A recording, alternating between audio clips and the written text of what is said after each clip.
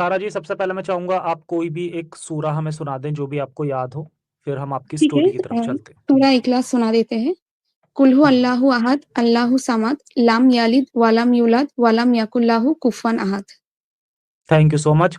मैं अपने व्यूअर्स को बता दूं कि हमारी जो सारा जी हैं वो थोड़ी सी हिंदी में थोड़ी सी वीक है, लेकिन आपको प्रॉपर समझ आएगा वो जो भी कहना चाह रही हैं, ऐसी कोई दिक्कत नहीं है। इनसे मेरी और भी पहले भी बात हुई है, लेकिन जो इनके ख्यालात हैं वो बहुत ही बेहतरीन है। बहुत ही जबरदस्त आज का हमारा शो होने वाला है। जी, स्टार्ट करें आप अपनी स्टोरी। देखिए, मैं एकदम बचपन से शुरू करती हूँ। हम्म। मैं एक ऐसी बच्ची थी, मैं बचपन में थोड़ी इंट्रोवर्ट हुई करती थी कि बाहर उतनी खेलने-कूदने में मेरी उतनी इंटरेस्ट नहीं थी। तो मेरे मन में बहुत सवाल आते थे और मैं बहुत एक इमेजिन करती थी बहुत सारी चीज़ों को। बहुत बचपन से हम्म। नहीं 5-6 साल से मेरे मन में बहुत सारे सवाल आते थे। पहला सवाल तो मेरा ये था, मेरी जो फैमिली है ये काफ़ी रिलीजियस है। मतलब वही कट्टर जी आपकी आवाज आनी बंद हो गई है सारा जी, एक बार जरा चेक करें। सारा जी, आपकी आवाज आनी बंद हो गई है। हेलो। कभी-कभार नमाज़ पढ़ी करती थी। हम्म। तो हम्म। मैं उनसे पूछती थी, मेरी पेरेंट्स से, मेरी माँ से भी पूछती थी कि ये जो नमाज़ है हम अरबी में क्यों पढ़े हैं? हमारी भाषा में नहीं पढ़ सकते? अल्लाह को क्या हमारी हम्म। भाषा समझ में नहीं आती? तो वो बोलते हम्म। थे, "नहीं, ऐसी बात बात मत करो, अल्लाह नाराज़ हो जाएँगे, ये तो हमारे प्यारे रसूल की भाषा थी, तो इसलिए हम इस चीज़ को बोलते हैं।" तो हम हम्म। बच्चे थे, उस टाइम जो सिखाए जाते थे, वही मान लेते थे। लेकिन ये सवाल मेरा ना हम्म। आज भी है कि वो अल्लाह है हम्म। तो उसे तो आई मीन अल्लाह से ज़्यादा भाषा तो मुझे पता है, ठीक है? हम्म। ये तो पहली मेरी हाँ। क्वेश्चन थी बहुत छोटी उम्र से। एक्चुअली मैं काफ़ी कम उम्र से ही एक्स मुस्लिम आप बोल सकते हो। मैं एक अच्छा। सेल्फ मेड एक्स मुस्लिम हूँ, ठीक है? खुद से रिसर्च हम्म। करके। तो इसके बाद बहुत से दिन जैसा होता है कि बहुत से कुछ सिखाई गई। मैं जब ओनली 9-10 साल की थी, तो मेरे घर पे मौलाना बुला के मुझे कुरान शरीफ खत्म करवाई गई है मुझसे। लेकिन मुझे कोई भी हम्म। मीनिंग नहीं पता थी। लाइक मुझे अरबिक सिखाई गई है, मुझे अरबिक लेटर्स है वो मुझे पता है। लाइक अलिफ, बा, ता, सा, ज़ीम, हा, ख़ ये सब पता है। वो मुझे सबको पढ़नी पता आती है होते वो। हैं, हाँ। हाँ, हमारे पढ़नी आती है। 99% मुस्लिम्स पढ़ लेते हैं, मैं भी पढ़ लेता हूँ, मीनिंग हमें भी समझ नहीं आती। हाँ, अभी तो बहुत साल हो चुके हैं, शायद भूल चुकी हूँ, लेकिन उस टाइम मैं बिल्कुल फ्लुएंटली पढ़ सकती थी। लेकिन एक हम्म। भी मीनिंग मुझे समझ में नहीं आती थी, कुछ भी, ठीक है? तो हम्म। उस टाइम तो वो मेरा लाइफ़ का एक ऐसा पीरियड है जब मैं थोड़ी रिलीजियस बन गई थी। तो हम्म। उसी मोमेंट में मैंने कुरान शरीफ ख़त्म की, मैंने 1-2 बार नमाज़ पढ़ना भी शुरू की। उसी टाइम में जब मेरी मम्मी ने मुझे बोल रही थी कि अब तो तुम थोड़ी बड़ी हो गई हो, तो अब तुम नमाज़ पढ़ना शुरू करो। अब 30 तो नहीं एक्चुअली जो जिन लोगों को पता है कि फीमेल्स को 30 रोज़ा नहीं होते, ठीक है? हाँ, हाँ। हम्म। तो जितने भी रोज़े होते हैं एंड तुम अभी हिजाब पहनना शुरू करो। तो मैंने बोला कि नहीं, अभी नहीं, मैं थोड़ा देख लूँ, सब कुछ जान लूँ, फिर शुरू करेंगे। हम्म। तो इस बीच मैं बता दूँ कि मेरे पेरेंट्स के अंदर जो है रिश्ता उतना अच्छा नहीं है, बहुत टाइम झगड़ा होता रहता है और मैं हम्म। एक छोटी बच्ची थी तो मुझे इससे कुछ काफ़ी पर्सनल तकलीफ़ें होती बात थी। पे लेकर है वो, या मतलब मजहब को लेकर है? थोड़ा सा अगर आप नहीं, बताना मज़हब चाहें। को लेकर नहीं है, वो पर्सनल बात को लेकर ही है। मेरे अच्छा, ओके। दोनों ही पेरेंट्स बहुत ज़्यादा रिलीजियस है। Like mummy okay. और पापा को लेके कौन ज़्यादा रिलीजियस है इसमें क्या बोलूँ कॉम्पिटिशन होती है, ऐसी बात है। अच्छा, ओके। हाँ। तो उस टाइम क्या है लॉकडाउन चल रहा था 2020-21 उस टाइम पे। हम्म। तो लॉकडाउन के समय सभी को पता है कि स्कूल वगैरह सब बंद थी और ऑफ़िस भी छुट्टी थी। तो पेरेंट्स के अंदर ऑलमोस्ट हर रोज़ बहस हो रहे थे। तो इस टाइम पे मुझे लगा कि शायद मुझे थोड़ी अब रिलीजियस बननी चाहिए। लोग बोलते हैं ना कि कभी ज़िंदगी में दुःख आए तो थोड़ी रिलीजन को पढ़ो, हम्म। अल्लाह को जानो, अच्छा लगेगा, दुःख दर्द दूर हो जाएँगे। तो मेरे हम्म। पेरेंट्स जो थे, वो वाज़ सुने करते थे। जो वाज़ महफ़िल होते हैं यूट्यूब में, अभी तो यूट्यूब में सब हम्म। चले आए हम्म। हैं, हुज़ूर मौलाना वगैरह। हम्म। पहले तो फ़ोटो खींचना, वीडियो खींचना हराम था। जब से यूट्यूब में हाँ, वाज़ कैमरा कैमरा हराम, टीवी हराम, वीडियो हराम, सब फोटो हराम हराम। था। हाँ। अब अब कहते हैं जब हमें से सब्सक्राइब करो। हुज़ूर लोग वीडियो बनाना शुरू किए हैं, यूट्यूब में तब से हलाल हो गया है। तो अलग बात है। हम्म। तो वो हमेशा सुनी करती थी ये सब। मैं भी सुनती थी उनके साथ। तो ऐसे ही जब जिनको आई थिंक सारे मोमिन भाई जानते हैं, जाकिर नाइक, उनके वीडियो हम्म को मैंने देखी और मुझे काफी इंटरेस्ट लगा कि ठीक है, चलो ये तो दूसरे मौलाना से थोड़े बेहतर है, इन्होंने तो दूसरे रिलीजियंस भी पढ़ के रखे हैं और बोलते हैं कि हम्म। इस्लाम सबसे बेस्ट है। तो थोड़ा अरे बहुत मेडिकल डॉक्टर मुझे, भी हैं वो, हाँ हाँ एमबीबीएस हाँ, वो तो मेडिकल हर डॉक्टर। बातों पे ही बोलते रहते हैं, मैं एक मेडिकल डॉक्टर हुआ, मैं मेडिकल डॉक्टर, हम्म। पता नहीं क्या मेडिकल डॉक्टर है। तो उनकी वीडियोस मैं देखता था, तब मेरी उम्र काफी कम थी। हाँ, लेकिन एक्चुअली ना कि मैच्योरिटी एज के साथ निर्भर नहीं करता, आपके पास सोचने की क्षमता है तो आप उस टाइम पे भी समझ सकते हो। हम्म एनीवेज, बहुत छोटी नहीं थी, लाइक समझने की उम्र हो चुकी थी। हम्म तो मैं जाकिर नाइक की एक वीडियो देखती हूँ। आई थिंक, हम्म देखिए, इस्लाम के ऊपर मुझे सवाल बहुत से दिन से आ रहे हैं, लेकिन सबसे बड़ा जो, क्या बोलूं, अ, सवाल मेरे जिंदगी में आया था जो कि अभी भी है, वो यही वाला था। हम्म और इसके पीछे का रीजन है जाकिर नाइक, क्योंकि मुझे तो कुरान का कोई मीनिंग पता नहीं था, जैसे कि मैंने पहले ही बोला। हम्म। मुझे तो छोटी उम्र से सब अच्छी अच्छी कहानियां सुनाई गई है, मोहम्मद को लेके, इस्लाम को लेके, सारी अच्छी अच्छी बातें। और कूड़ा यही फेंकने वाली वजह है बुढ़िया। कि, हाँ, आम मुस्लिम को हम्म पता, वो मानना ही नहीं चाहते, क्योंकि बचपन से उन्हें उनकी ब्रेन वॉश की गई है सुगर कोटेड इस्लाम के साथ। हम्म। तो हाँ, उस वीडियो के बारे में थोड़ी बताती हूँ। वो वीडियो इस टॉपिक पे था कि जो अच्छे नॉन मुस्लिम हैं, क्या वो जन्नत में जाएंगे, इस टॉपिक के ऊपर वीडियो थी। तो मैंने उस वीडियो को देखी, मुझे हम्म आज भी उस वीडियो के बारे में, वीडियो की एक एक बात मुझे अभी भी याद है। तो अच्छा, यहाँ पे एक चीज बता दूं कि बचपन से ना मैं हिजाब वगैरह कभी नहीं पहनती, मैं मॉडेस्ट ड्रेस पहनती हूँ लेकिन हिजाब वगैरह नहीं पहनती। तो इसलिए मैंने देखे हम्म है कि मेरे ज्यादा तक मुस्लिम लड़कियां, मुझे पता नहीं क्यों, मुझे अवॉइड करती है। उनको पता नहीं है हम्म कि मैं एक मुस्लिम हूँ फिर भी, और मैं थोड़ी रैशनल हम्म सोच रखती हूँ, तो मेरे ज्यादा तक सहेलियां जो है नॉन मुस्लिम है। अब हमारे देश, क्योंकि एक हिंदू मेजोरिटी कंट्री है, ज्यादातर लोग हिंदू है हमारे, बहुत हम्म। ज्यादातर टीचर जिनसे पास मैं पढ़ती हूँ हिंदू है। तो मुझे ये नहीं पता था कभी कि क्यामत जो है वो रिलीजियन के ऊपर बेस्ड होगा। मुझे तो हमेशा लगता था कि जो लोग अच्छे काम करते हैं वही जन्नत में जाएंगे। तो मैंने जाकिर नाइक की वीडियो मैंने देखी बहुत एक्सपेक्टेशन लेके। तो उन्होंने क्या बोला पता है? पर पहले तो उन्होंने बोला कि हर हर बंदा मुसलमान पैदा होता है, तो ये तो, हाँ, हम्म।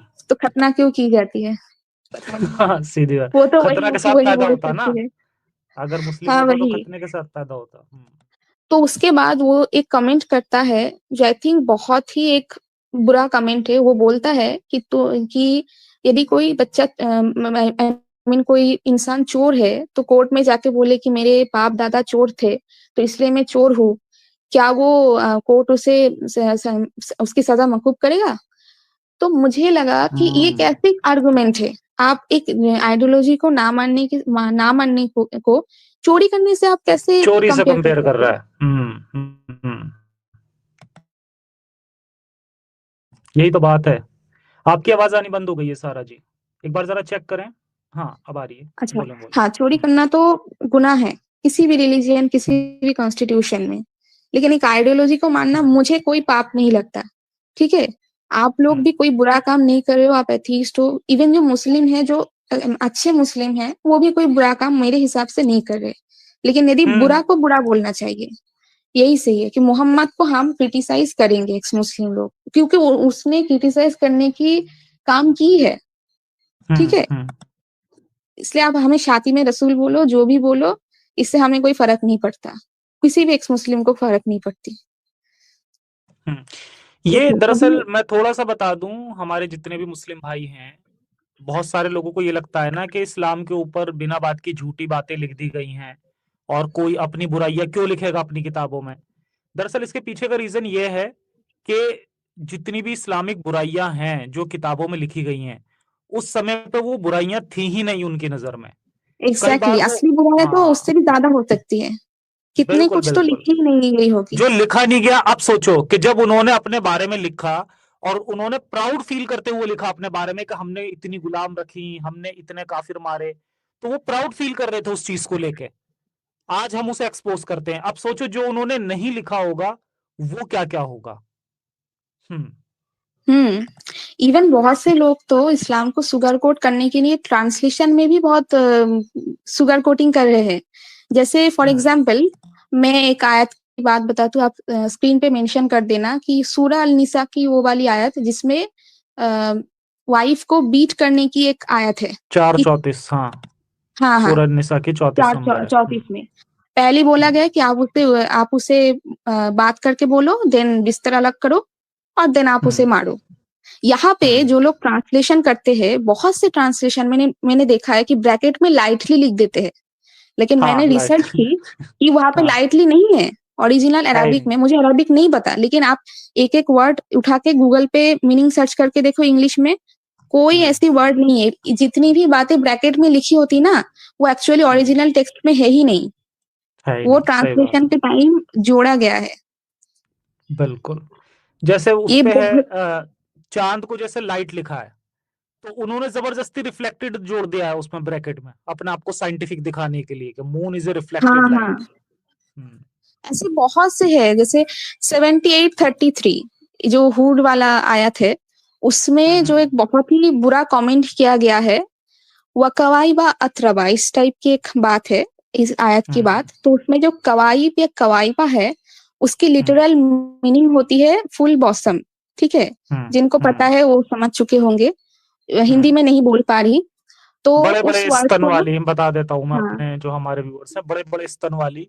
अब आप वो उस वर्ड सोचें कि की ये, हाँ, उस उन बहुत लोगों सारी को मीनिंग उस होती समय है। वो करने के लिए, अराउज करने के लिए उन्हें ये बातें बोली गई थी। बहुत सारी मीनिंग होती है, लेकिन लिटरल मीनिंग यही वाला है। आप हम्म। सही इंटरनेशनल का ट्रांसलेशन देख लीजिए, जो सबसे एक्यूरेट ऑथेंटिक ट्रांसलेशन है। मानी जाती है, कुरान की इंग्लिश ट्रांसलेशन, वहां पे यही लिखा मिलेगा। लेकिन बहुत से जो मॉडर्न ट्रांसलेटर है, इसे दूसरे किसी वर्ड से रिप्लेस कर देते हैं। जैसे फॉर एग्जाम्पल यांग, सेंसुअल, वो भी इसी तरह दिशा करती है, लेकिन डायरेक्ट नहीं लिखते। हम्म। हम्म। अरे गुलाम लौंडी भी नहीं लिखा इन्होंने तो क्लियरली। आप, हम बोलते हैं एग्जैक्टली। गुलाम लौंडी, हाँ, वहां पर वो उन्होंने लिखा राइट हैंड प्रोसेस। ठीक है, उसमें उर्दू में और अरबी में, उसमें हिंदी में भी वहां पर वो इस तरह से उसे प्रेजेंट करते हैं जैसे वो कोई साधारण काम करने वाली बस केवल वो हो, लेकिन एक्चुअली में वो स्लेव हैं। और वो उस तरह की स्लेव हैं जिनके साथ हम बिस्तरी भी जायज है, वो भी बिना निकाह के, वो भी बिना उनकी मर्जी के। कितने को तो पता नहीं, शायद रेप ही किया गया होगा। एग्जैक्टली उस क्योंकि, वर्ड को बस हम बोल नहीं सकते ना यहाँ पे। हाँ, बोलना पड़ रहा है, क्योंकि एज अ फीमेल तो मुझे बहुत बुरा लगता है। पता नहीं मेल को क्या लगता होगा कि इस सारी चीजों को। मुझे तो बहुत बुरा लगता है कि आज यदि कोई वार हो, पाकिस्तानी लोग मुझे ले जाए वहां पे, उस टाइप की काम करे मेरे साथ, तो मैं तो बोलूंगी कि ऐसी जिंदगी जीने से सुइसाइड कर लेना बहुत अच्छी बात है, एटलीस्ट मेरे लिए। ठीक है, एनीवेज, मैं बातों पे आती हूँ जो मैं बोल रही थी। तो जाकिर नाइक की वो वाली वीडियो मैंने पूरी देखी, एंड मुझे लगा ये आई थिंक इस्लाम का सबसे बड़ा सवाल जो मेरे दिल पे आया था। और मैं सोचा कि हम्म। ये कैसे हो सकता है। अल्लाह को, हम्म। उसके बाद उससे पहले मैं अल्लाह को क्रिएटर मानती थी। तो वो हम्म। क्रिएटर है, तो कैसे ऐसे बोल सकता है कि ये जो लोग मुझे नहीं मानते, ये जहन्नम में दूंगा मैं इनको। और सबसे बड़ी बात है, दुनिया के कितने परसेंट लोग मुस्लिम हैं? I think 28%। एग्जैक्ट नंबर हम्म। नहीं है, ये एक अप्रोक्स है। तो हाँ, लगभग दो ज्यादातर सौ लोग, करोड़ है। हाँ, ज्यादातर लोग तो नॉन मुस्लिम हैं। और इससे पहले भी हम्म। तो बहुत से नॉन मुस्लिम पैदा हुए हैं। इवन मोहम्मद के खुद के पेरेंट्स ही पॉलीथीस्ट थे। तो वो तो सभी हम्म। लोग जहन्नम में जाएंगे। इसका मतलब तो पूरा कायनात ही जहन्नम में चला जाएगा। कितने लोग, हम्म। इवन मुस्लिम में। अच्छा, यहाँ पे एक हुजूर एक दिन वाज में बोल रहे थे कि कोई मुस्लिम चाहे वो कितना भी ज्यादा पाप क्यों ना करे, आखिर में उसे माफ करके जन्नत भेजा जाएगा। लेकिन कोई नॉन एग्जैक्टली। मुस्लिम या कोई एथीस्ट, तो कितना भी अच्छा इंसान क्यों ना हो, उसे कभी भी जन्नत में नहीं दिया जाएगा। तो हम्म। वो वीडियो देखते देखते मैं एक बात बोली उठी कि यदि ये जहन्नमी है, तो भाई मैं इनके साथ जहन्नम में जाने के लिए रेडी हूँ। ये लोग यदि हम्म। जहन्नमी है, जो हम्म। जिन लोगों ने लोगों को दान किया है, लोगों की भलाई के लिए काम किया, सोशल रिफॉर्मर थे, ऐसे सारे लोग जहन्नम में जा रहे हैं, तो मैं भी जाऊंगी इनके साथ। मैंने ऐसा बोला एंड आई थिंक यहीं पे मेरा इस्लाम से पूरा का पूरा विश्वास उठ गया। आई मीन अभी तक तो जितना भी विश्वास थी, अब पूरा उठ गई। फिर मैंने बहुत सी चीजें को मालूम पड़ा, उसके बाद मैंने और रिसर्च की कि हूर वाली बात, और मुझे ये भी नहीं पता कि कैसे मुस्लिम इस चीज को बिलीव करते हैं कि आप एक हेवन है तो वहां पे आप अर्थली डिजायर्स लेके क्या करोगे। ये तो लस्ट वगैरह तो अर्थली डिजायर्स है, कोई हाँ, फायदा है लस्ट है। क्या। अर्ली डिजायर्स लेके क्या करोगे। और ये तो आई मीन ये जो हूर वाली बात है, पहले मुझे जब मैं छोटी थी तो मुझे लगता था कि ये बस एक टाइप ऑफ परी है, मुझे यही बोला गया था कि एक परी है ये जो खाना वगैरह आई थिंक सर्व करेंगी। जब मैं बच्ची थी मुझे ऐसी ही लगती थी, लेकिन जब मुझे इन आयतों के बारे में पता चला तो मुझे ये लगा कि मुझे सब कुछ झूठ बोला गया है। अभी तक जितनी भी बातें मैंने इस्लाम को लेके सुनी है सब झूठ है, और ये जो हूर है ये प्रोस्टिट्यूट के अलावा और कुछ नहीं। आई मीन शब्द बोलना पड़ रहा है उसी टाइप से कुरान में लिखी गई। एग्जैक्टली। और तो और उसमें छोटे लड़के भी बोले गए हैं। कुरान में एक जगह आता है हाँ, जो शराब कि सर्व छोटे करेंगे। बच्चे, हाँ, जो आपको वो सर्व करेंगे। हालांकि कुछ हमें ऐसी भी वो मिलती हैं, कुछ ऐसी हदीसें भी मिलती हैं हमें, जिसमें कुछ लोगों का ये भी मानना है कि वो उनके साथ भी आप कुछ भी कर सकते हैं। इसका सीधा सा मतलब ये हुआ, उस टाइम पर जो लोग हुआ करते थे वो कुछ इस तरह की मेंटेलिटी के लोग हुआ करते थे। तो उन्हें खुश हाँ करने के लिए उन्होंने इस चीज को डाला, और इन्होंने इसे इनडायरेक्टली डाला। और उन बच्चों की खूबसूरती बताई गई है, मोतियों से खूबसूरत बच्चे होंगे जो आपको वाइन सर्व करेंगे। अब हालांकि उस टाइम पर भी इस चीज को गलत तो माना ही जाता होगा ना, लेकिन जो मेंटेलिटी के लोग थे जो नबी के साथ तलवार लेके लड़ रहे थे, उनको खुश करने के लिए इसे डाल भी दिया और इसे इनडायरेक्टली डाल दिया। हाँ, ये एक लालच के सिवा और कुछ नहीं है। बिल्कुल। और एक है, ये मेरी नोटबुक पे लिखी हुई है, इस आयत से मैं इतनी परेशान हूँ। ये 328, ठीक है। मैं आप मेंशन कर देना, मैं ये नहीं पढ़ रही, जिनको मतलब चेक करना है वो गूगल से सर्च करके अपने पास कुरान है तो वो चेक कर ले। इसमें लिखा गया है कि आप नॉन बिलीवर से दोस्ती मत करो, सिर्फ बिलीवर से दोस्ती करो। कब कर सकते हो? यदि आपको उनसे आपको कोई फायदा मिल रहा है या डर है कि वो आप उनसे दोस्ती ना करो तो आपका नुकसान करे, तब कर सकते हो। क्लियरली लिखा हुआ है, मैं पढ़ ही देती हूँ। Let not the believers take the disbelievers as allies instead of the believers, and whoever does that has no connection with Allah except when you take precaution against them in fear। और जो हर आयत के नीचे ये लिखी होती है, and Allah wants you of himself and to Allah is the final destination. Allah इतना रहम दिल है तो हर बार अपनी बारे में वार्न क्यों करते रहता है। पहले ऐसे मारने काटने की बातें करेगा, फिर अपने आप को बहुत ही रहमदिल बता देगा लास्ट में। एग्जैक्टली और मेरी एक आपसे रिक्वेस्ट है कि आप ना जाकिर नाइक ने जितनी भी साइंटिफिक चीजें कुरान की बताई है ना, वो आप एक बार डिबंक करें। मैं तो एक तो मैं अभी कर देती हूँ। उसने कर बोला दी। था कि बिग बैंग थ्योरी जो है कुरान में है, तो उसमें लिखी हुई है ही सेपरेटेड, ही या अल्लाह को लिखा है, मैं एग्जैक्ट, हेवन और अर्थ को अल्लाह ने सेपरेट किया है। बिग बैंग थ्योरी ना इससे बहुत दूर की बात है। बिग बैंग थ्योरी में हेवन कहाँ से आया और अर्थ भी कहाँ से आया? बिग बैंग थ्योरी में तो अर्थ बन रहा है। ये वो कोई बना ही नहीं ये था, बस वो तो मिलियंस ऑफ ईयर्स बाद बना है। अर्थ तो थी ही नहीं एग्जैक्टली ना उस टाइम पे, तो बिग बैंग कहाँ से आ गया? मैंने देखा है कि ये जो जाकिर नाइक ज्यादातर कुरान में जो साइंस की बात करता है ना, ये बस उसी का बनाया हुआ है, उसी का साइंस है। हाँ। अच्छा, मैं और बता दूं बहुत अपने व्यूअर्स को कि बिग बैंग पे हमारी एक वीडियो है, उसका लिंक नीचे पिन कमेंट पे मिल जाएगा, पिन कमेंट में आपको, आप उसे देखें। और उसमें प्रॉपर इस पूरी जो ये जिस आयत की इन्होंने बात की है और जाकिर नाइक का पूरा क्लेम, और भी उसमें कई सारी चीजें हैं जो हमने एक्सपोज की हैं। उस वीडियो का लिंक मैं नीचे दूंगा। और एक अभी और भी हमारी एक और वीडियो आने वाली है कुरान के ऊपर, जिसमें हम कुरान के जो साइंटिफिक क्लेम्स है उन्हें भी डिबंक करेंगे। हम्म।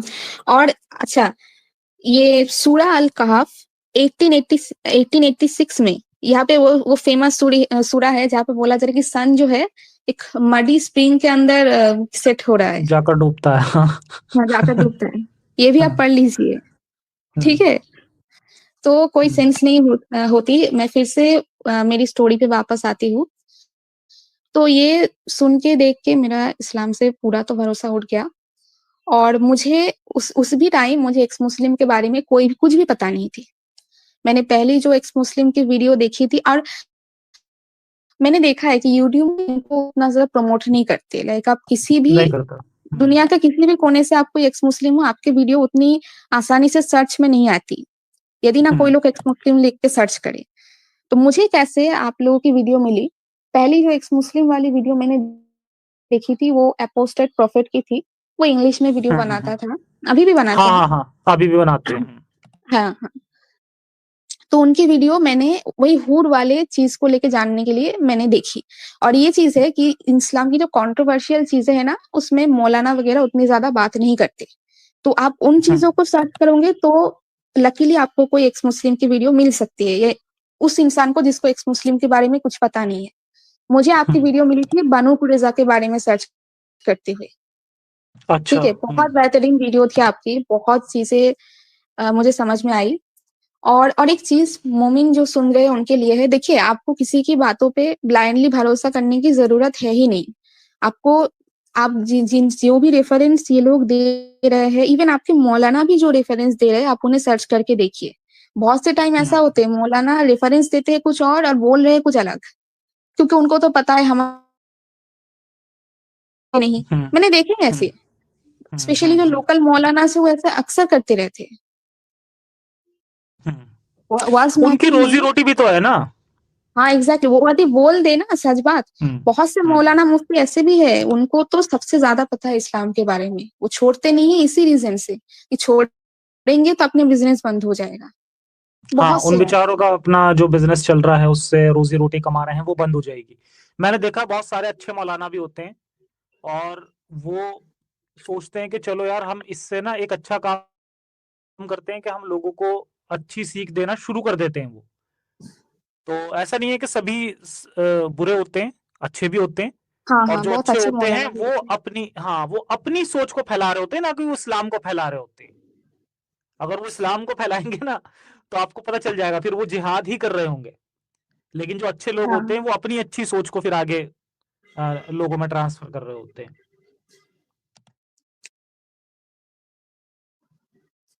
तो बहुत सारे मौलाना मुफ्ती अभी एक्स मुस्लिम बन रहे हैं। अच्छी बात है कि वो लोग सामने आ रहे हैं। हाँ बिल्कुल, हमारे चैनल पे भी आए हैं, हाँ हाँ काफी सारे लोग आ चुके हैं। एक मुफ्ती, वो आपकी लैंग्वेज वाले, उन्होंने हमारे चैनल पे भी इंटरव्यू दिया है। हाँ, मुझे वो बहुत शायद अच्छी आपने। लगी थी। मैं उनको भी फॉलो करता हूँ, आपको भी वीडियो देखता हूँ। जब आप लोगों ने कोलैबोरेशन की थी मुझे बहुत अच्छी लगी।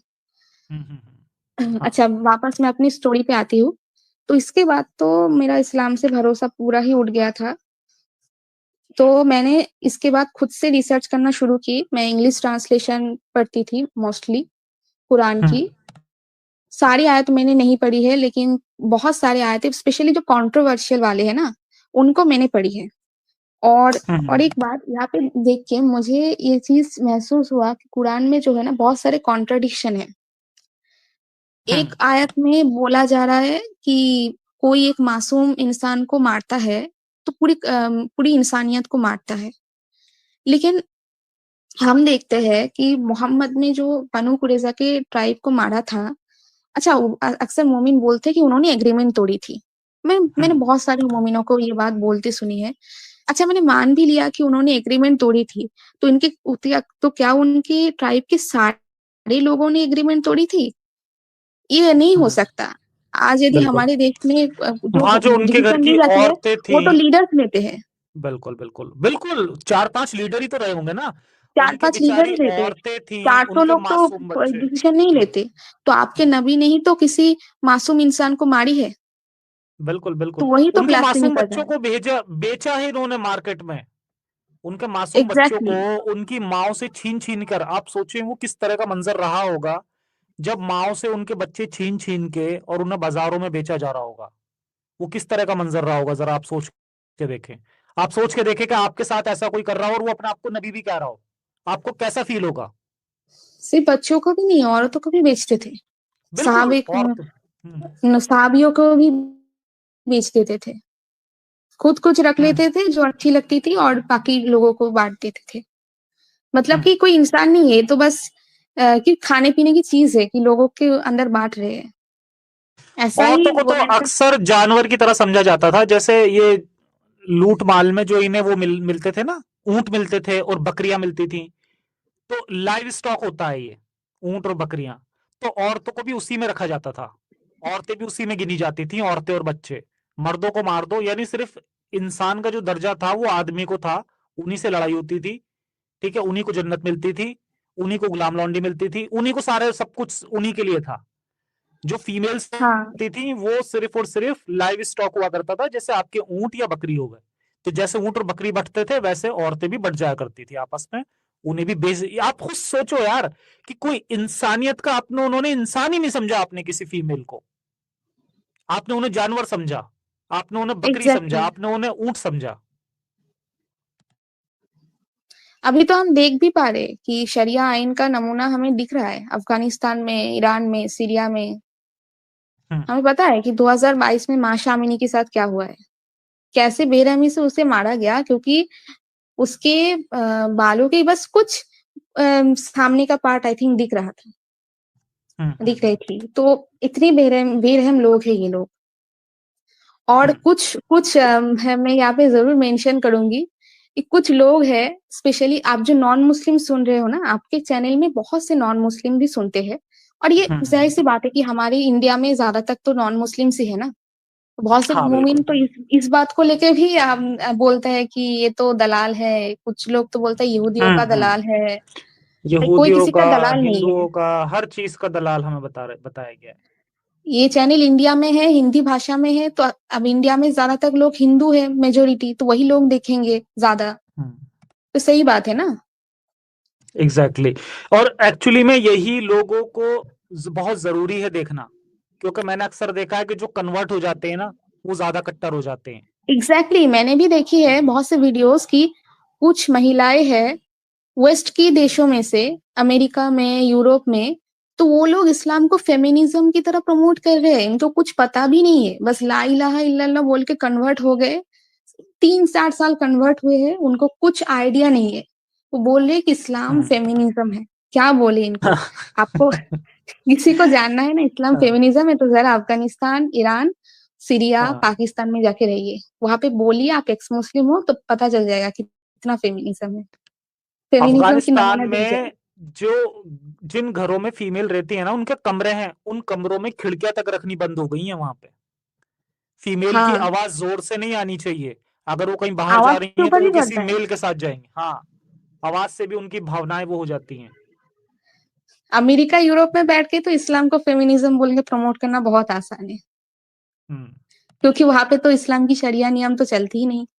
मॉडरेट मुस्लिम अक्सर यही करते हैं कि वो जो है कोई एक क्या बोले अच्छी देश में रहते हैं जहाँ पे शरिया नियम नहीं है, और वहां पे जाके हम्म इस्लाम को प्रमोट करते हैं लोग, उनकी बातों पे आ भी जाते हैं, क्योंकि उनको तो हम्म पता नहीं है, जो नॉन मुस्लिम लोग हैं उनको पता ही नहीं होती इस्लाम के बारे में, वो उनकी बातों पे आ हम्म जाते हैं।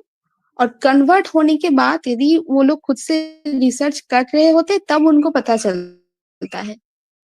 लेकिन जो हम्म एक्स मुस्लिम लोग हैं उन्हें ही पता है कि इस रिलीजन से बाहर निकलना कितनी मुश्किल है, हम्म। स्पेशली अरे कोई भाई, मुस्लिम देश में। अगर आप इस्लाम छोड़ते हैं तो सीधा सीधा मौत की सजा है इस्लाम छोड़ने पे। एग्जैक्टली सही बुखारी हमारे में है मोमिन ये, भाइयों को यही नहीं पता। सही बुखारी में है, तो सही हदीस है।